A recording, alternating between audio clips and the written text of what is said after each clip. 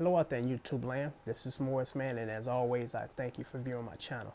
Today I'm going to do a video on R. Kelly, the early years. I had the pleasure of working with R. Kelly years ago when he was getting his career started. I was one of the original guitar players in the house band in a club called the Cotton Club on the south side of Chicago. And R. Kelly used to come in there on every Thursday, had talent show night, and do a lot of Stevie Wonder songs, and just blew everybody away.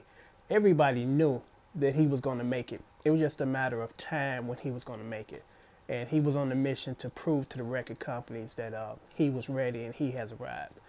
And he is, to me, is one of the most phenomenal songwriters of our era, in spite of the personal issues, unfortunately, which sometimes overshadows the talent. Because I consider him to be a modern day Stevie Wonder. And the reason why I say that is it just doesn't seem like he's letting up. Because normally in an artist's career, you come onto the scene, for the most part, you're hot. Then you kind of cool down. Then you kind of go into obscurity. And R. Kelly is, unfortunately, well, I won't say unfortunately, but fortunately, he's not one of those types of typical artists where 10 years down the line, he's not really writing and really still active in the industry. And matter of fact, he's still on fire. And I'm saying to myself, when is he going to cool down? Because ever since the 90s, he's been writing very good songs. And of course, not to exclude his extremely good vocal ability. I recommend anybody that wants to be a balladeer, study the song Honey Love that was off the first album. That to me is a vocal masterpiece. Because what R. Kelly did in that particular song, I rarely ever see an artist do. And a lot of people kind of didn't catch it. But just listen to it. In each of the verses, 3 verses, he tends to sing an octave higher. It's like he's building to a crescendo and ultimate climax.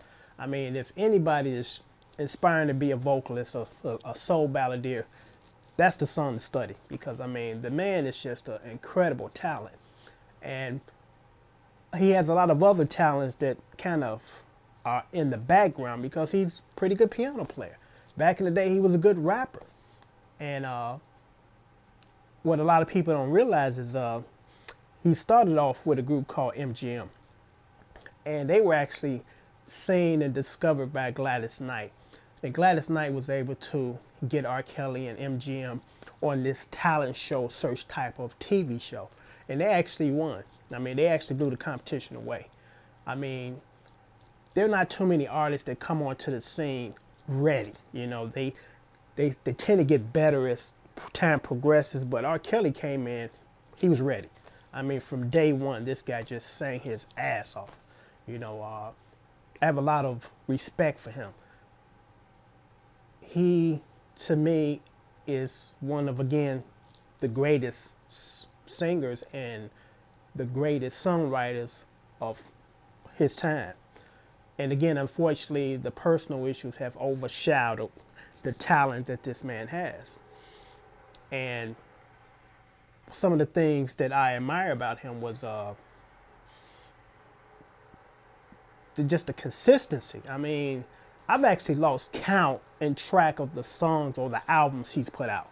I mean, it's just like every year he put out like 2 albums a year and has been doing that for, over a period of 20-some years. So that's unbelievable. Because again, most artists after 5 or 7 hours, they kind of shudder and just kind of die out.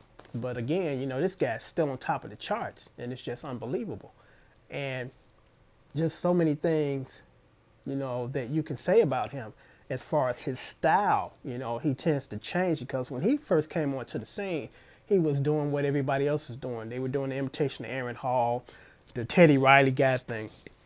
But after the first album, which was kind of a Teddy Riley and Guy type of, or Aaron Hall type of imitation or emulation, he went on and kind of mapped out or stamped out his own vocal style or brand.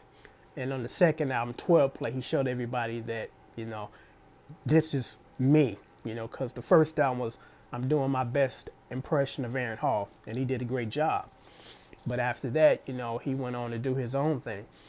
And what I like about R. Kelly's writing skills is he is a good I guess, chameleon. You know, Turn Back the Hands of Time was kind of a tribute to Sam Cooke. He sounded like him. He did a cover of Hey Love by Stevie Wonder on the first album, did a great job. He produced a lot of records for other artists. He wrote Quality Time for High Five, You're Not Alone by Michael Jackson, and just the list goes on. Celeste Dion, he wrote a song for her.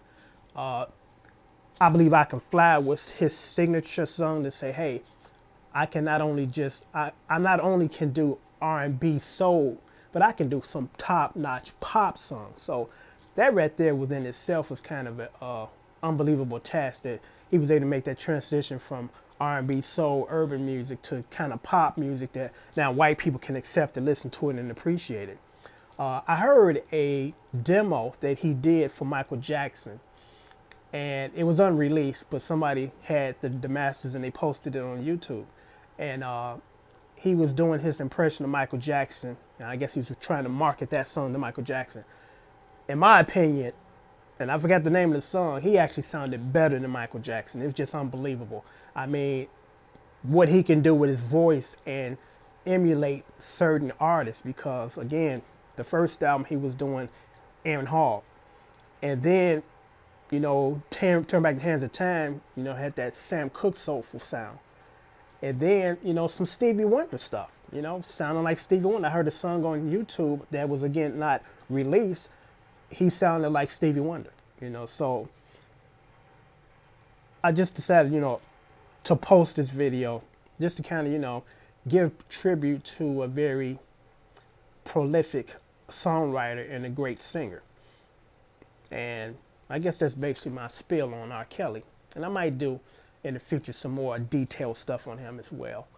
So I hope this was entertaining and informative. And as always, I thank you for coming to my channel. Take care.